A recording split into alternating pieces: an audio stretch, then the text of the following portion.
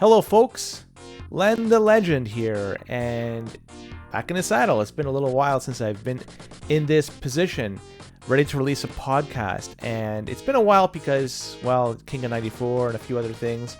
And I've had this one in the queue for some time. I just had to edit it, and I finally got around to doing it. So here we are. This one is with Matt. He is developing something called RetroArchAI. It's an AI tool that will hopefully be developed over time that we could see be released, something we could use to play against rather than playing the computer, or if we can't find an opponent, a human opponent online, this may be a viable substitute. And so this is still in the very preliminary stages, but Matt is working on it in his spare time.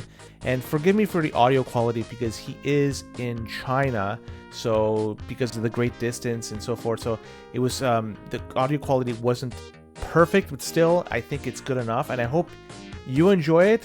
And I have a lot more ready to go, but until then, enjoy the one that I have to do with Matt. Welcome, 16-bit hockey fans, to yet another edition of the NHL 94 podcast. It's been a few weeks, maybe a month or so, since I've been at this. Busy summer, busy time in my life. But either way, back at it, back in the driver's seat here. And I'm going to be joined today with a gentleman by the name of Mathieu, who has a very...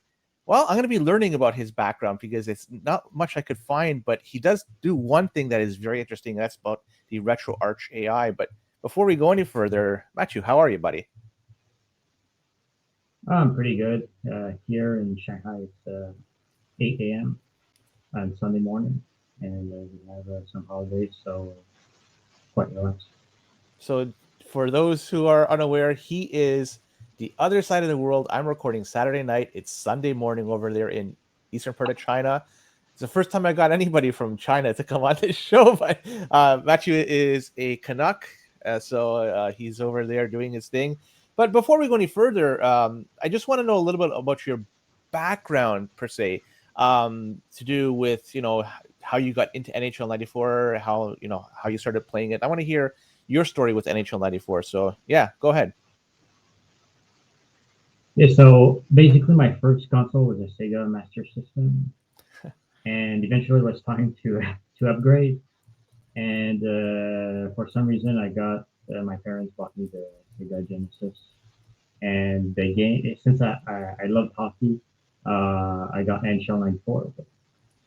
And actually, it was my first and only game for Sega Genesis because the other games I rented or I used my copy of NHL 94 to trade with, temporarily trade with for other games because it was so popular.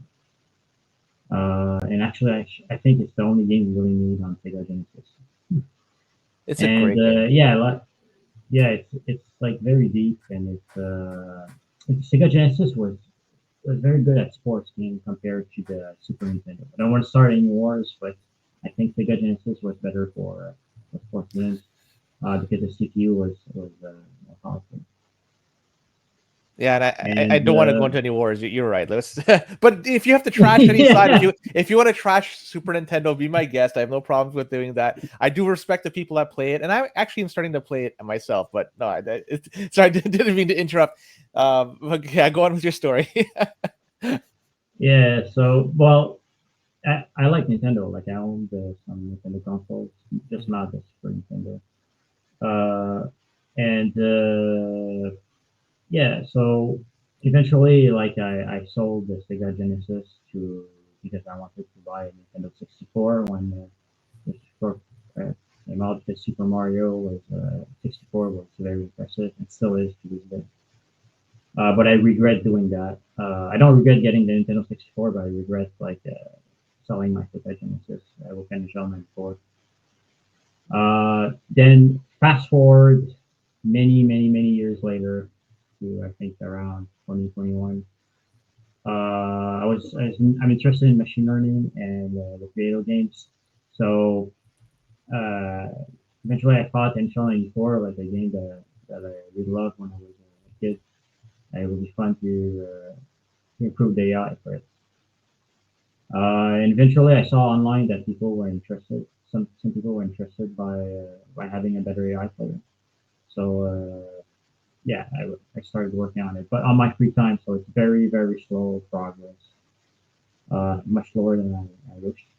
Mhm. But now yeah, now we have like the functional AI for the one-on-one version using machine learning. Uh, it's still, I mean, I think it's stronger than the base AI, but there's still some room to go. Yeah, so that's pretty much sums it up for my history with NHL and before. Now, I'm curious then, what's your background in terms of programming? Like, what sort of languages did you learn growing up, and professionally, what are you applying? Because this RetroArch AI, I want to talk about this particularly, but before we get there, just your programming background. I'd love to get some history of you before we go any further. Yeah, so I worked in the game industry since the beginning of my career. So in 2006, I worked for Activision, and eventually I joined Ubisoft. I worked on some shooters like Far Cry 4, and now I'm working on Age of Mythology. So yeah, I worked on diverse games, but I never worked on sports games, strangely. And yeah, I use mostly at work. I mostly use C++. Hmm. Sometimes some Python when you, for example, if you want to control machine learning stuff, use Python, but underneath it's C++. And the game engines, most of the game engines is C++. So yeah, sometimes yeah, I got a bit of scripting like Lua and various scripting, depending on the engine you're working with. But yeah, the core is always C++ if you want to go and if you want to work in the game industry. And yeah, so it's been a long time since 2006. That's like what I don't know, 18 years.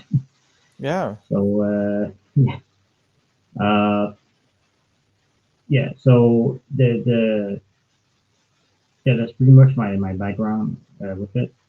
Uh, and right now, the game industry it's like at the turning point, like a lot of other industries because of AI. Hmm.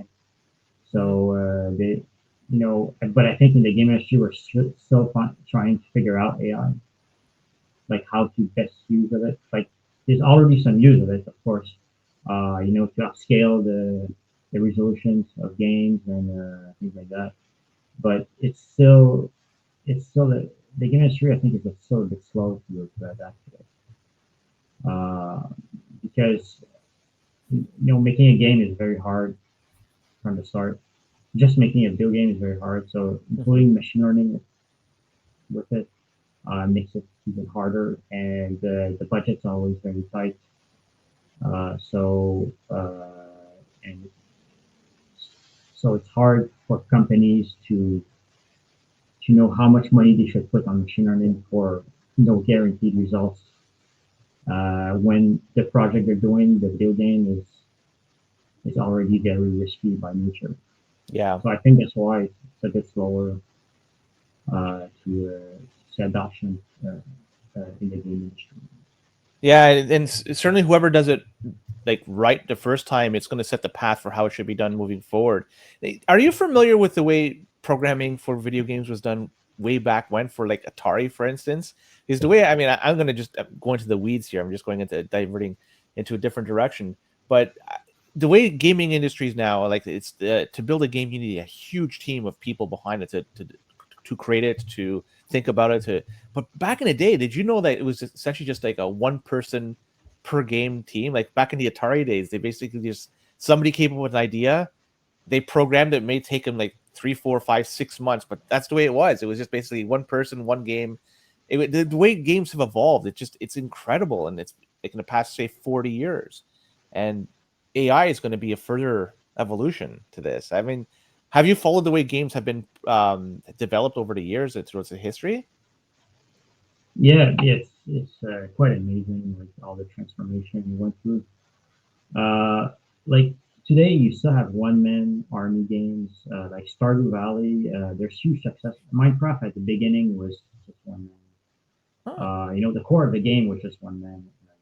So there's some huge success out there that's just one or two people behind it. But yeah, nowadays it's like I remember Far Cry 4 was there.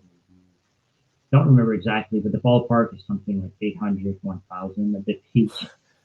and that's across many studios on the planet Hmm. for Ubisoft. So it's like really, really huge and hard to manage.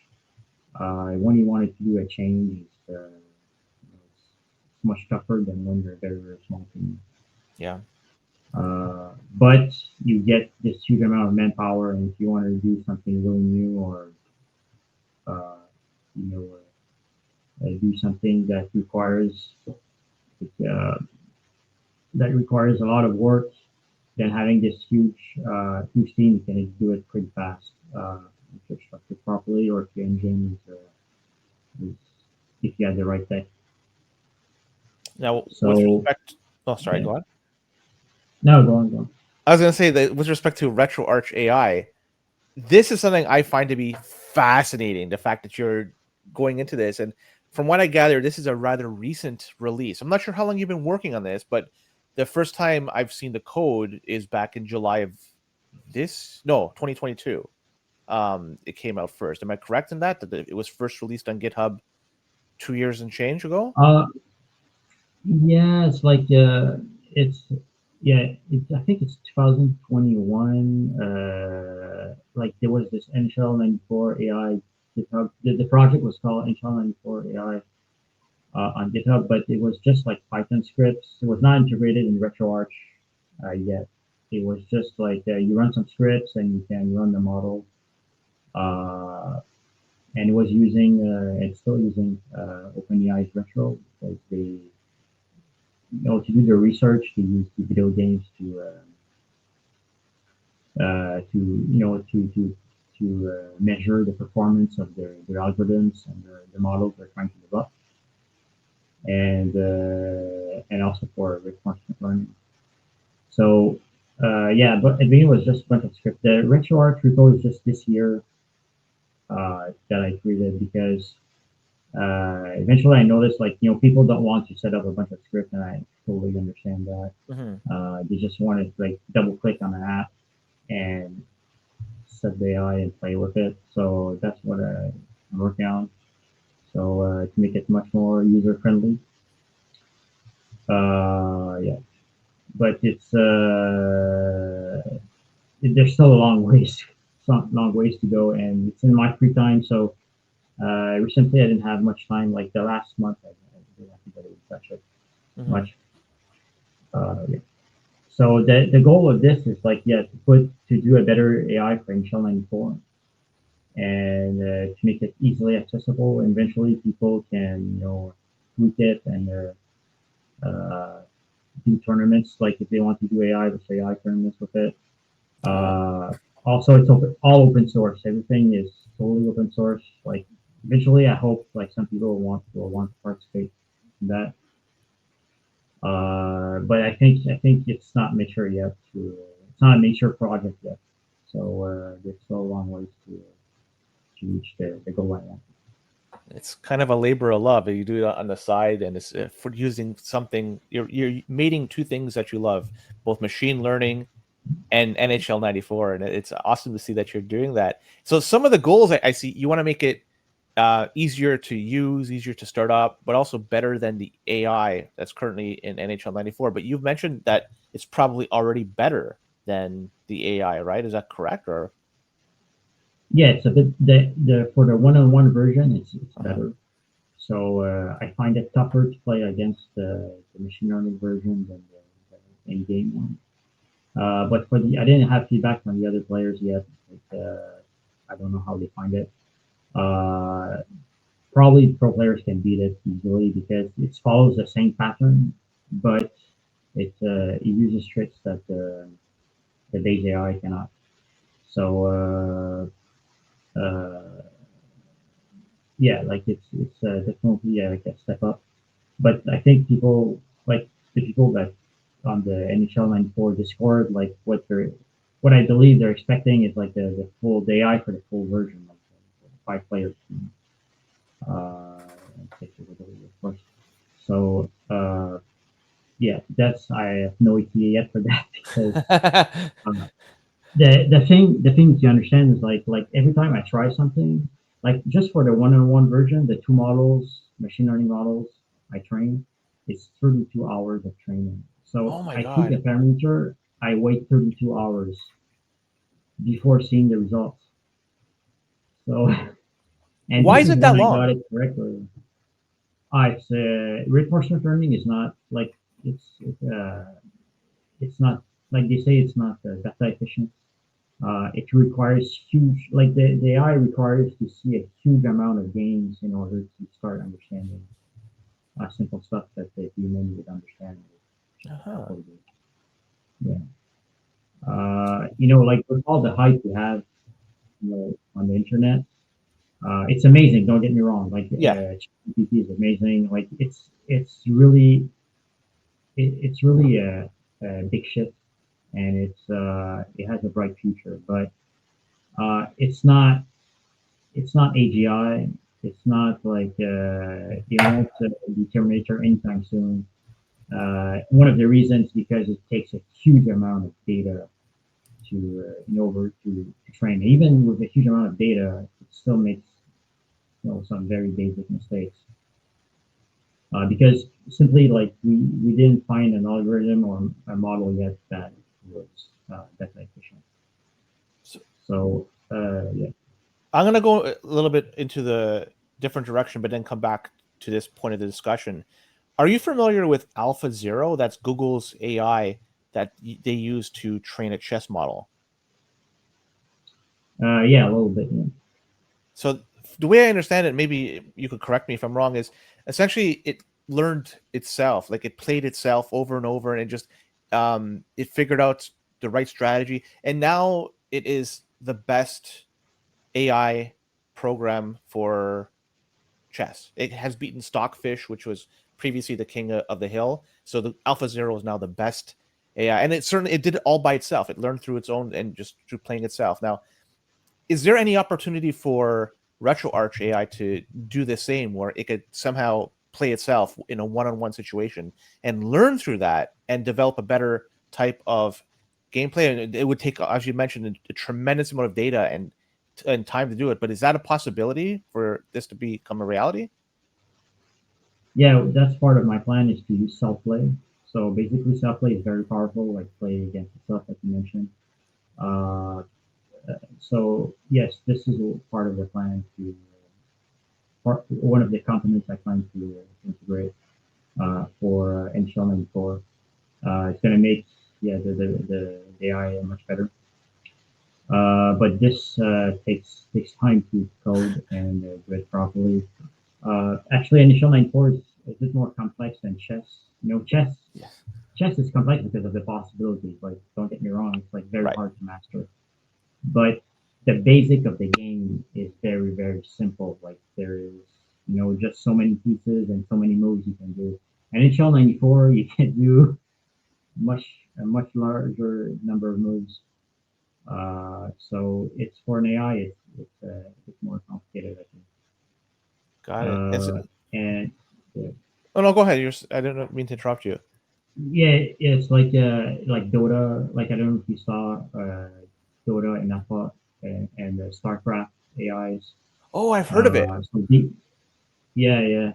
So like OpenAI and DeepMind each worked on these kind of games. I think DeepMind was with StarCraft, yeah, AlphaStar, their AI called AlphaStar, and OpenAI was the OpenAI 5 that played Dota. So, but if you read their papers, they say the amount of computing research it took is absolutely insane. It's like I don't know, it's like something in the ballpark of $15 million, something like that. Uh, and this is unpractical for the video game industry because okay, let's say you have this money, right? Well, you had this money, you got an investor, they say, okay, I'm gonna give you $100 million for training. But let's say you make a mistake and you need to retrain your models first, or the design of the game changes fundamentally. You need to change. Normally, the way it works right now, the model is not like a human where it can adapt. Like if you change, there's some things you change that really trigger for a human, but for the AI, it's going to be completely lost. So, for example, if NHL 94, if I want to do the AI for NHL 95, I'm going to have to retrain it completely. Simply because, the physics a bit different and things like Mhm. that, and it's going to throw off the AI completely. So, so I would need to retrain the models. So I would need to go through the whole budget, the computing budget again. So this is one of the things that's not really said in the mainstream media. Like when you watch YouTube, you all have those clickbait articles with like Pikachu faces and saying AGI is coming next month or something like that. I mean, no, it's it's impressive. Like the it's one form of intelligence. Like it's not smart. It's one form of intelligence, but it's not what people think it is. It's a form of intelligence that requires huge amount of data and huge amount of computing resource. It's still very awesome and still very useful, and it deserves some hype, but it's not ideal. Do you think it's going to be easier to develop a competent AI opponent that is using the actual player versus the goalie? Like the way I'm thinking about it, if there wasn't like the regular AI that we played when we played against a computer, and if that was, our opponent, like the Gretzky that's on the other side of the ice, they're good enough. But it's the goalie I think that there's a tremendous gain that if you had somebody competent playing it, like in fact AI, I think that may be a huge gain that you could just make it hard to beat that player because the goalie would be so strong, the AI goalie would be so strong. And I think in terms of developing a model there, it's kind of restricting it. You're not dealing with the whole ice, you're dealing with a very small section of the ice. I think that's more of a doable and a quicker goal. Do you think that's a possibility that so a computer AI version of the goalie, is that a possible like solution we'll be seeing sooner rather than later? Yeah, it's not. I don't think it would be very hard. That's a good idea. Something I can integrate. Uh, yeah, I could try. The tricky part would be like the AI needs to decide when it should switch the control to the goalie versus having a player chase the opponent with the puck, right? So that that that decision would have to be made. Uh, but once that decision is made, like having a model that controls the goal, that's certainly possible. Now to train it, I would need to. That's the hardest part is like how to train it Uh-huh. efficiently, because that's the tricky part. Like for example, train uh, finding the right training set to teach the AI the right the outcome you want is not as easy as it sounds. So let's say you say, okay, I'm just going to reward the reinforcement learning works with reward, right? Like you give the reward for the outcome you want, and you punish for the outcomes you don't want, and you give it a chance to play, through millions of games, and eventually it's going to figure out like how to get the outcome. If you like, if I simplify a lot, but uh, the tricky part is like it doesn't it doesn't reach the outcome you want easily. So sometimes you need to divide the problem into steps. So for the goalie, like how I would do that, I still need to think like how I would like a hockey coach, I guess.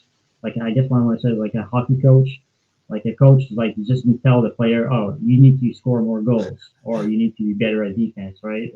It's much more tricky than that. Like this like what we don't see during the practice, like all the psychology and like okay, Mhm. you're thinking too much about this part. Like the coach needs to micromanage a bit, like the trainings, and so for AI, it's even worse actually. So I don't know if that's uh, I'm expressing myself clearly for that, but like it's even harder than a coach to a human. Hmm. It's like you have to sometimes like the AI will there's some simple stuff you won't understand. You need to like divide the training into even smaller steps. So for example the AI model in the attack zone that you can play with RetroArch right now is basically the model is just trained to go in front of the goalie very fast. That's it, nothing else. And because before I said, okay, well, I'm gonna give it a reward to score a goal, Hmm. and I'm gonna give it points to go very fast in front of the goalie. So eventually, I was thinking, well, the AI will figure out how to score goals, but it did not because that was too complicated. So I reduced it to just okay. I'm giving you points just to go fast in front of the goalie with inside a certain band, and for the shooting part, I'm gonna hard code it, and that worked much better because the AI will figure out how to go fast in front of the goalie, like to avoid the other player because you have to Hmm. avoid the other player, not lose the puck. That the AI figured out. But yeah, so but to get that, I tried many things in order to go to that simple case, and that worked well. So yeah, it's very finicky. So in a nutshell, like it's very finicky. So you have to try many things and see what works, see what doesn't. That's fascinating. And in terms of Mhm. like, okay, I'm gonna try to dumb this down as much as possible, so forgive me. In terms of training it, what is the process? I mean, you've described it in a very a high level way of doing it. You're basically giving it a reward when it does something right. But are you actually going into the code and doing this? Like, how is this done? Like, what is the process for training? And I'd love to know, like, just how this is done in the end. Yeah.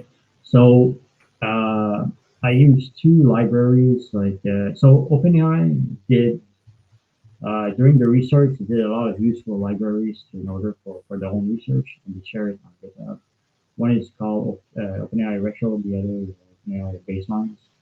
Retro is like it's like a framework for to train on video games, on retro video games like NHL '94. Well, there was not, they didn't support NHL '94. I did support for that, but the basics like was there was support for Sonic, Super Mario, and all of those games.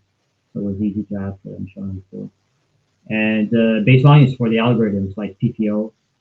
So PPO is an algorithm to develop a reinforcement learning algorithm to develop. So I use those two libraries.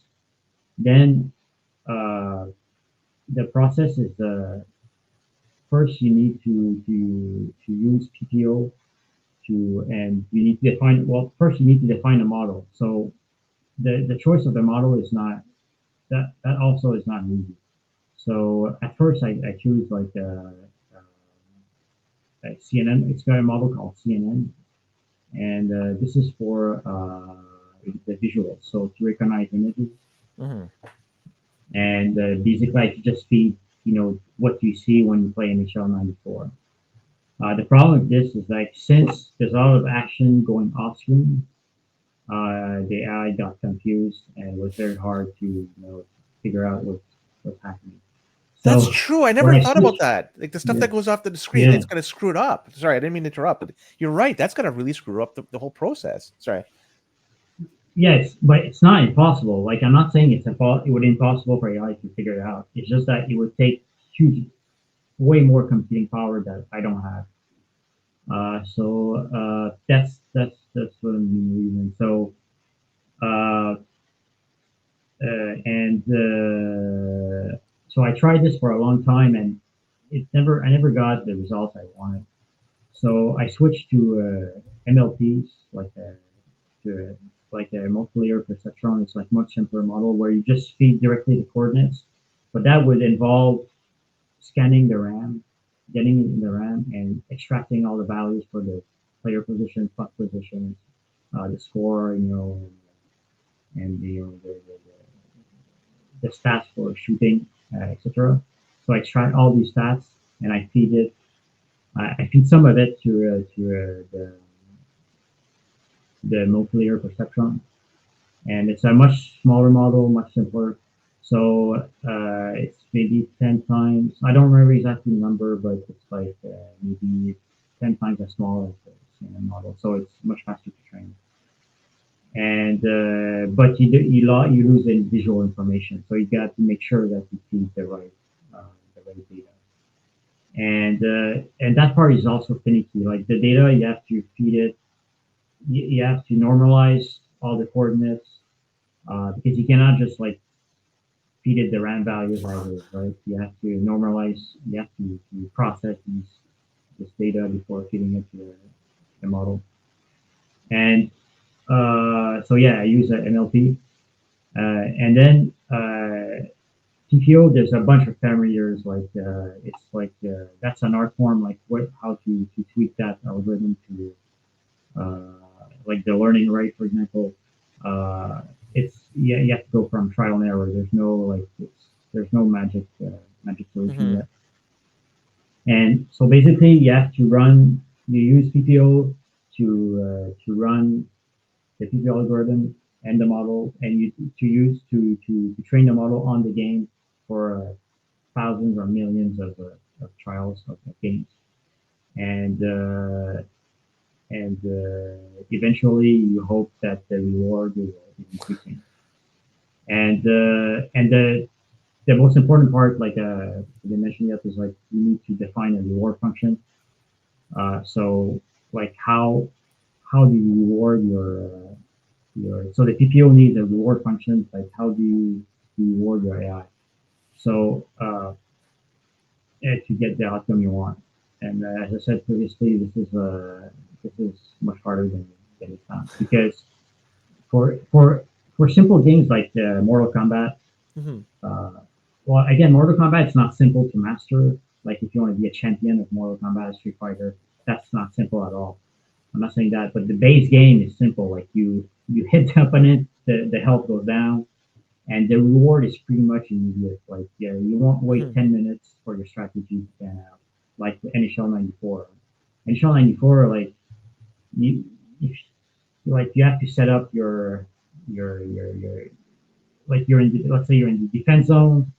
Uh, well, you have to think the whole strategy to go and score a goal. Like how do you feint the opponent? Do you pass to your teammate right now, or you try to Mm-hmm. get out of the defense zone right yourself? Or there's all sorts of things you need to think. You think, and to know if the what you're doing is the right move, you won't know it after a long while. And this for the current state of the art algorithms out there, reinforcement algorithms out there like PPO, it's still very hard. Like when the reward is too far off, like for a StarCraft game, for example, it's very hard for these algorithms to, to make the relationships between moves you did 20 minutes ago and the current outcome right now. Uh, so unlike a human will like naturally, even for a human, it could be hard playing mastering StarCraft, but still, you can more easily figure out that Mm-hmm. okay, what I did, how I started the game 20 minutes ago is that was the right move. That definitely something that helped me. He's going to be able to analyze this. For an AI, it's like he just tries millions and millions of things, and it's very hard to find like relationships between all his action and the outcome. So you need to feed it lots and lots and lots and lots of games, Yeah. and hopefully it will converge. Yeah. So yeah, that's the process. So and then it doesn't work. Obviously, first time it doesn't work, and you need to readjust. Like okay, how do I redefine the reward function? Like do I give it reward for a smaller reward for some smaller step? So unlike a Mortal Kombat game where you just give reward for the health of the opponent went lower, then you get reward. Mm-hmm. It's pretty much easier. And for Mario as well, like like get a mushroom, get reward. Like advance the to the right, I get reward. It's much easier, or like this, at least the simple levels. Yeah, Are you familiar with Mario? You ever hear of that? yeah. So that was I think 2015, the first deal. He was using I think it's Sublime, his name. I'm not sure, but he was using genetic algorithms. So that's something I want to try. Like I played with these like a while ago, almost like 8 years ago, and it's quite interesting. But it's much slower actually for some things than GTA. But I still want to try. Like what I want to try is a mix of a lot of algorithms because I feel that the solution will be a mix of different ones working together at different stage for different models of the AI.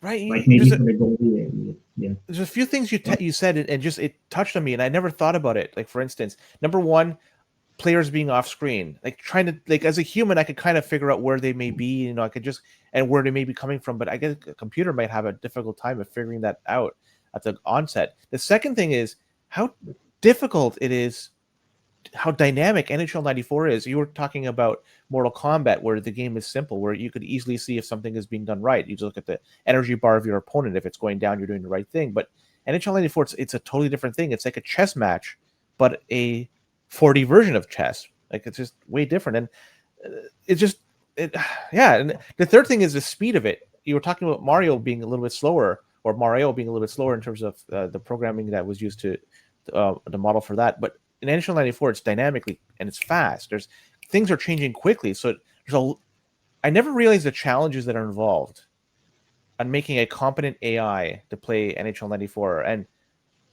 I gotta give you credit, like the fact that you're doing it. And I know it's very you try to make it simplistic at the onset, simply just a one-on-one, and you're taking a lot of variables out of the equation, but still, it's man, what a challenge! I gotta give you credit for that.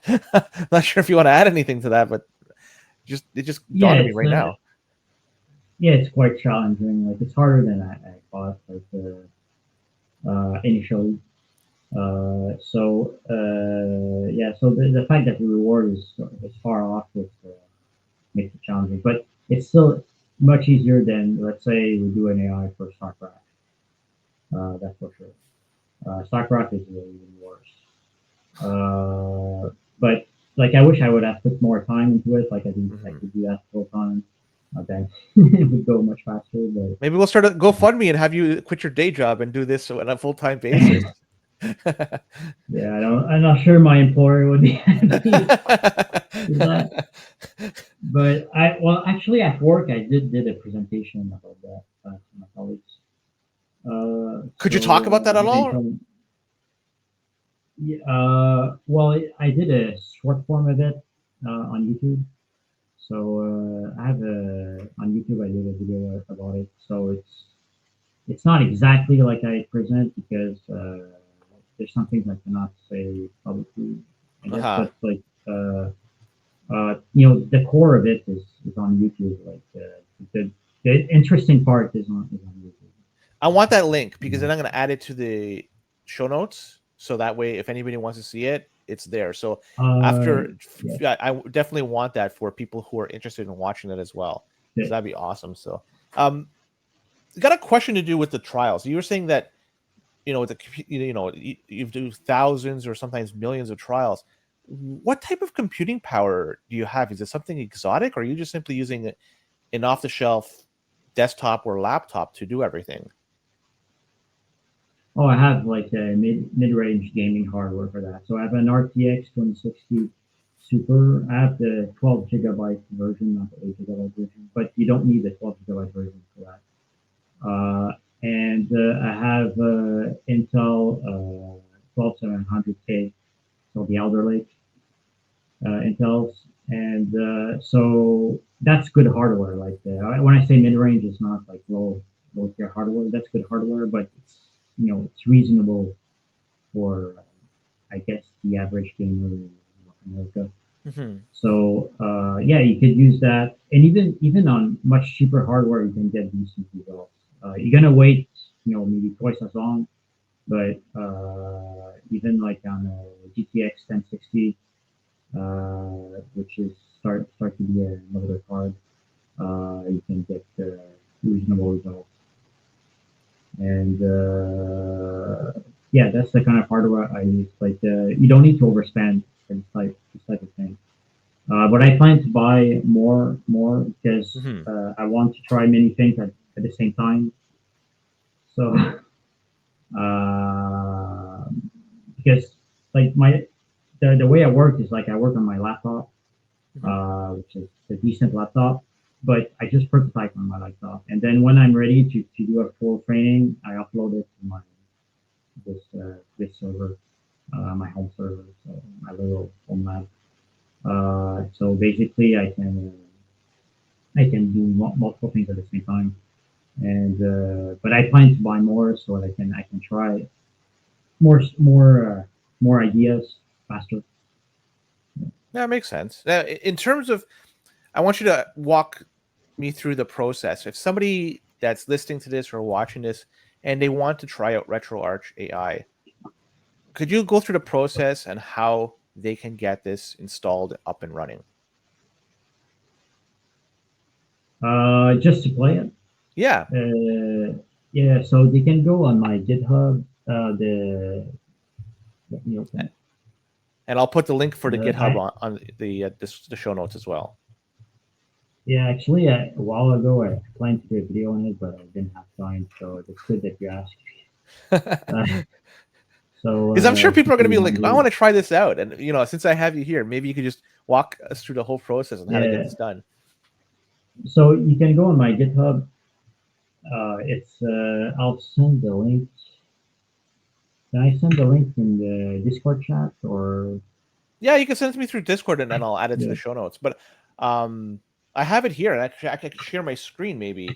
Um, let's see if it works. Share screen, Yeah, screen two.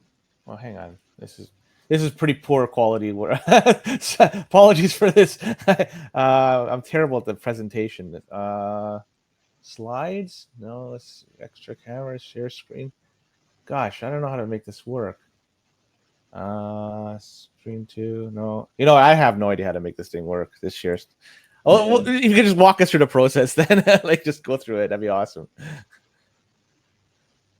So you go on the release page of the GitHub repo of RetroArchAI, Yep. and you've got two release so far. So I suggest taking the latest one, and which you can play with the Mortal Kombat AI. Ah, And sorry, Virtual Fighter. Mortal Kombat can come later, but for now it's a Virtual Fighter 3 And so basically, uh, you start the NHL 94, the one-on-one room. It's very important. It has to be the one-on-one. The full yes. version doesn't work. And in the quick menu, when you play, you start the two-player match.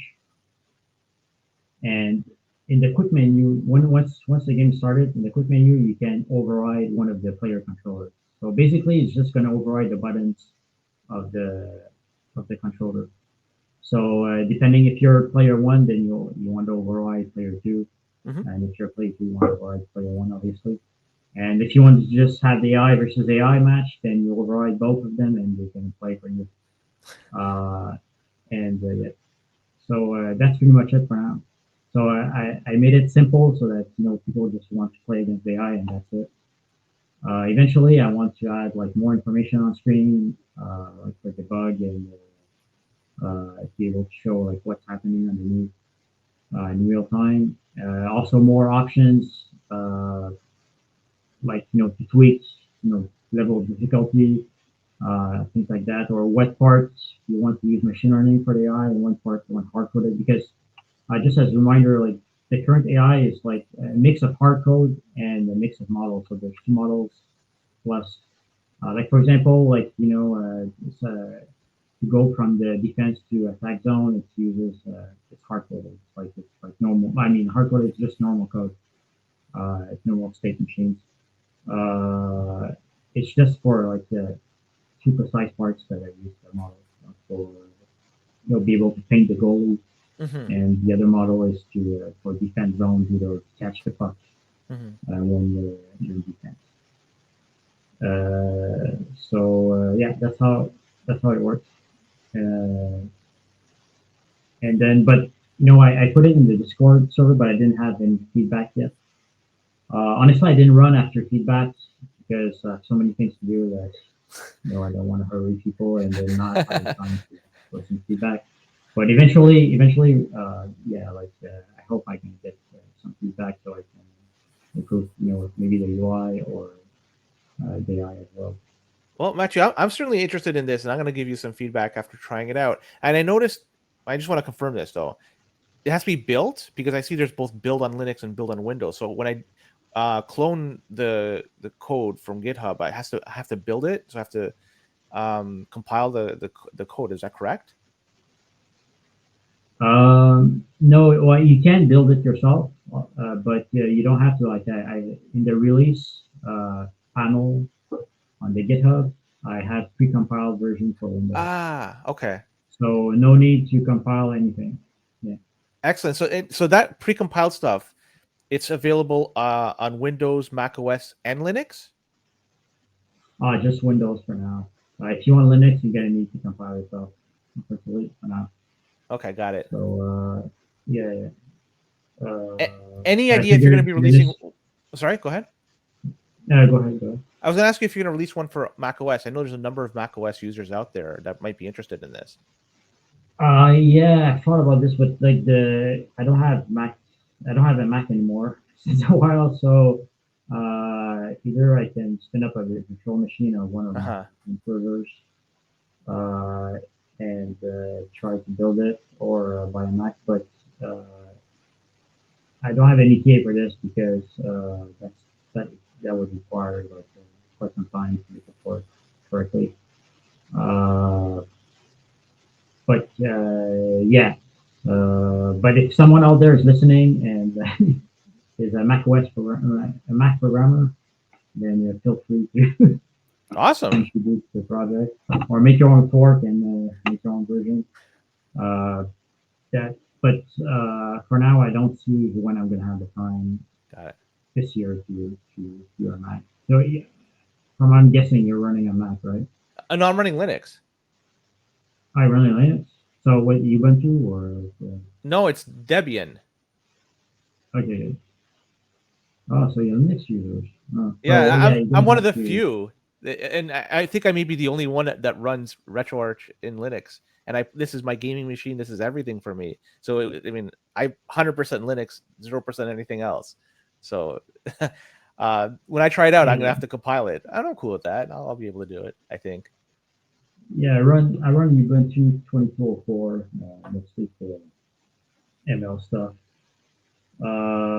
For gaming, and I'm still on Windows. Like Linux gaming has improved a It's lot. gotten so much Improved, better. Yeah. yeah, maybe should give it a shot again. But yeah, you're gonna need to compile your Linux. If you have problems, let me know. I can help you. Because honestly, I think you're gonna be the first who's gonna compile outside my user that I know that's gonna compile this stuff. I mean the RetroArchAI stuff, not the because just to clarify, like RetroArchAI, this is just for the RetroArchAI part, like the integration into RetroArch. The actual ML stuff, like to train the models, that's a separate GitHub project. And the plugin I use for RetroArch, like I tried to make a plugin that could be plugged into other emulators, front ends like Python, stuff like that.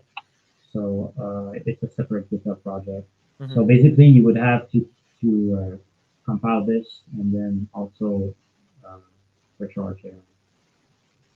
I'll try my Maybe I best. should do it. Yeah, or you can wait for the video. Like maybe in, I don't know, in October, somewhere in October, I can make a video about that. Don't do it quite just decent. strictly on my behalf. I'm the only one. I'm one of one in terms of Linux users. If you're going to spend any time and effort on it, I wouldn't just to appease the Linux users because I'm it, I think. So I would say spend your time on something that's going to give you a better return, better rate of return. Most of the ML developers are using Linux, I think. Or WSL from Windows, like what is the emulate Linux from Windows. So we'll see. I could spin up a virtual machine Yeah, in Windows for Windows if I have to. I mean, I could do that too if need be. yeah, you can try. Yeah. Just be sure that you have the decent GPU, because I spun it on a Windows virtual machine, like just to test the setup, and it's quite slow. So, and with the GPU, of course, it can pass through the GPU. Of course, that's what you are. I got a question to do with people who want to contribute. And you said that feedback is going to be something good, but aside from that, is there anything else people can do to contribute to this project to help improve on it, make it, speed things up? Anything they can do just to help you along the way. Uh, do features, program, try like if they want to try different models, architectures. So basically, any programmers that are listening, uh, you're more than welcome to contribute to the project. That's the best way to help. Other than that, yeah, like feedback. Let's say feedback for the gameplay. Uh, Also interest, like what exactly interests you with that? Is is it AI versus AI competition? Is it just Mhm. having a better AI in game? Is it to practice to get better? Like for fighting games, like people like AI for fighting games because they can practice against you to get better, to prepare for tournaments. Uh, you know, that kind of feedback is very useful. Apart from that, I just need more time, but no one can do that. You know what? I think it's time uh, we have an AI versus AI in the King of '94. I think that would be a good segment that could showcase your talents here in terms of this program. And I'm kidding. We'll yeah, see. or like maybe the next step is like building an AI and not telling anybody and Ah, participating in a tournament and see how it fares. that's a good I idea. don't I don't know if people would like it. That's a bit cheating, Well, depending on how well it does, like it could still be very rudimentary and basic in its model, and it may just get throttled, 50-0 every match, or maybe so advanced it's going to throttle its opponents 50-0. I don't know. I mean, that'd be interesting. Just kind of submit it and start playing without telling anybody, and just enter the tournaments, enter some leagues, and see what happens. But I guess you'll notice, yeah, like, it would be interesting because the style of play, if it's totally different, like say for example my style of play, and I say I'm gonna enter a tournament or a league or something, and I use AI to play for me, and it's very noticeable that it's not me playing. It's not my style. It's something that's yeah. so I guess somebody would call me out right away, especially if you're you've played enough and you built a history. But I got a question to do in a year time from now, say September of 2025. Realistically, where do you think this project will be? Um, Hopefully the full version will have a decent AI that challenges people. Maybe not better than the top pro players in tournaments, but decent enough to be interesting. I hope to get more users because like more users justifies more time, like to spend more time on it. Uh, Definitely like more visibility.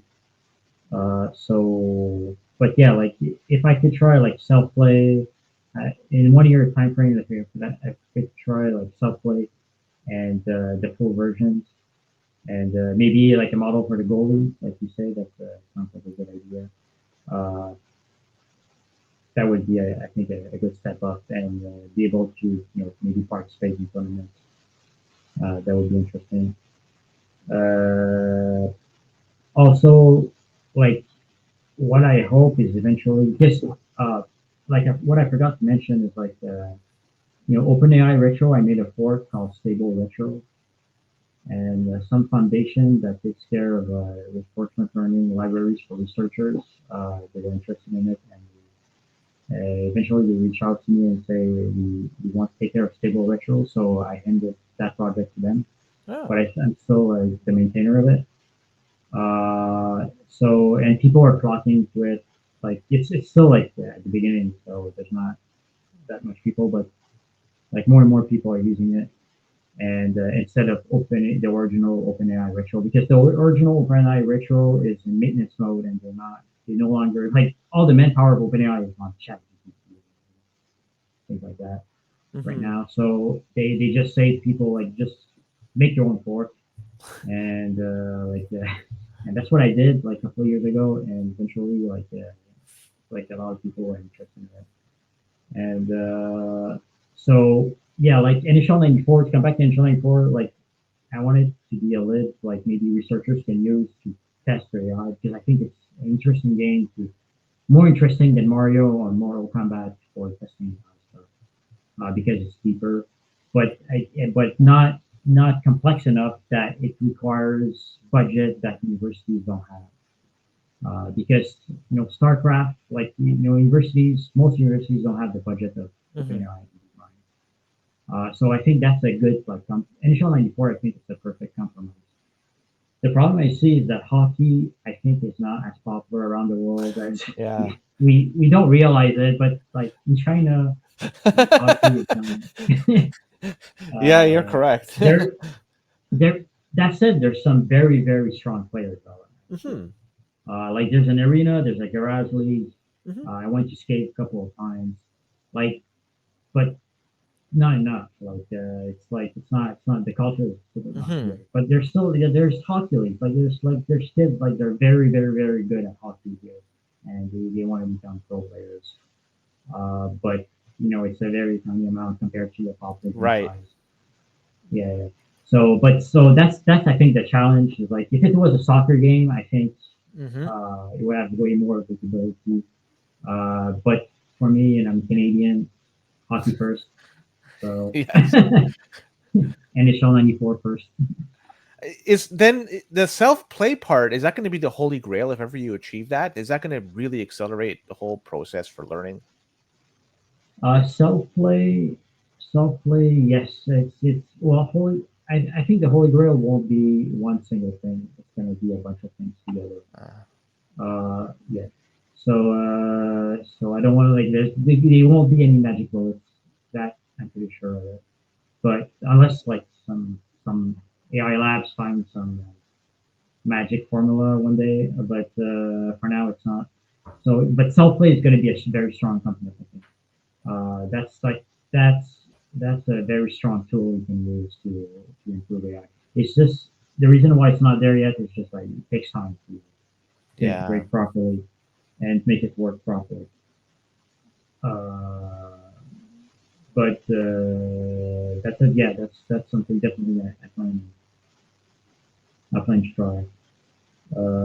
So and maybe different model architectures. And PPO, well, I plan to keep that as well because for now it's still a state of the art algorithm. Uh, and for now, there's nothing that really beats it. Like, I know some crazy idea using LLM to play NHL '94. I don't think it would work very well for the computing power it would take. Like, you can see online, some people are using LLMs to play fire games. Also, even play chess. Chess is very strong at chess.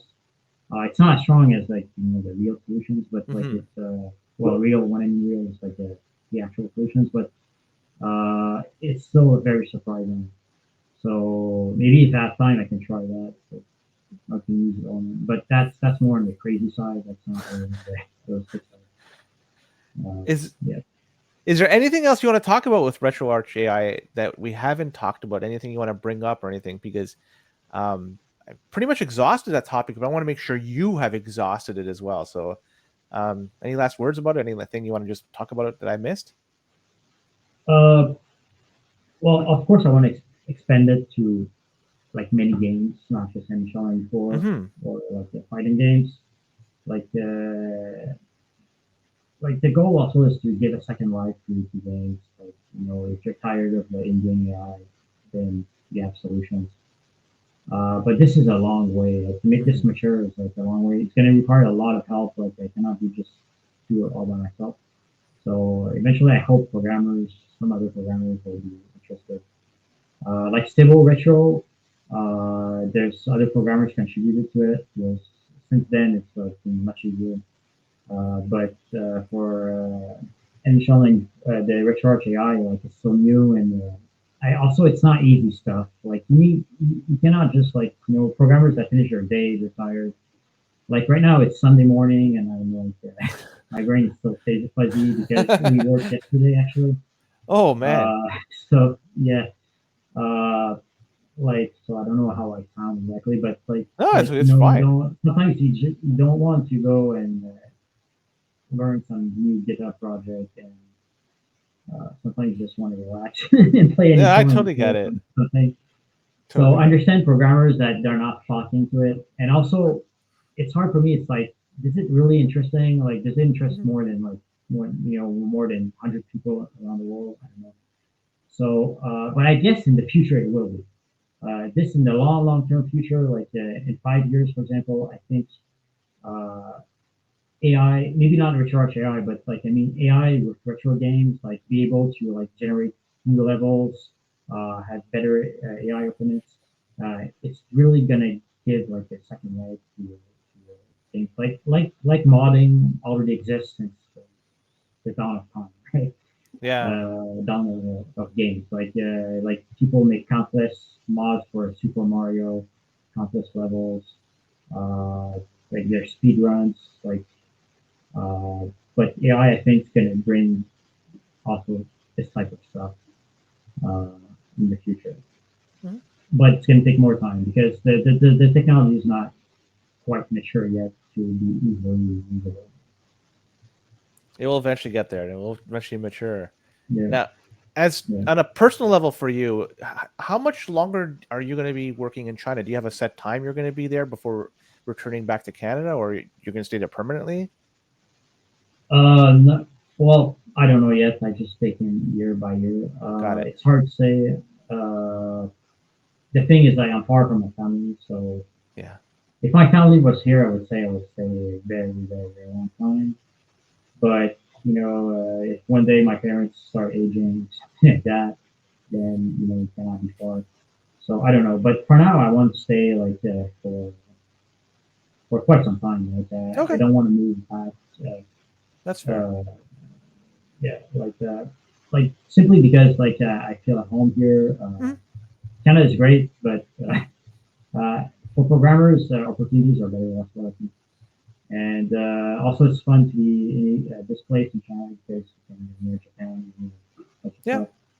And it's a great city. Mhm. It's very safe for the size of it. It's like almost 30 million.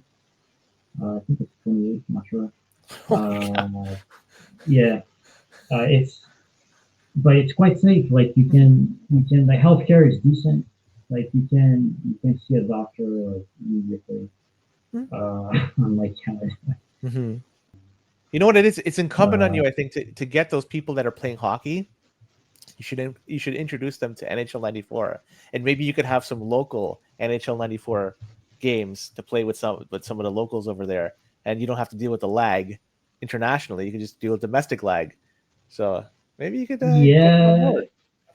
I could try, but like when I presented the NHL 94 machine learning project at my work, which the audience was mostly Chinese, like 95%, 99% Chinese.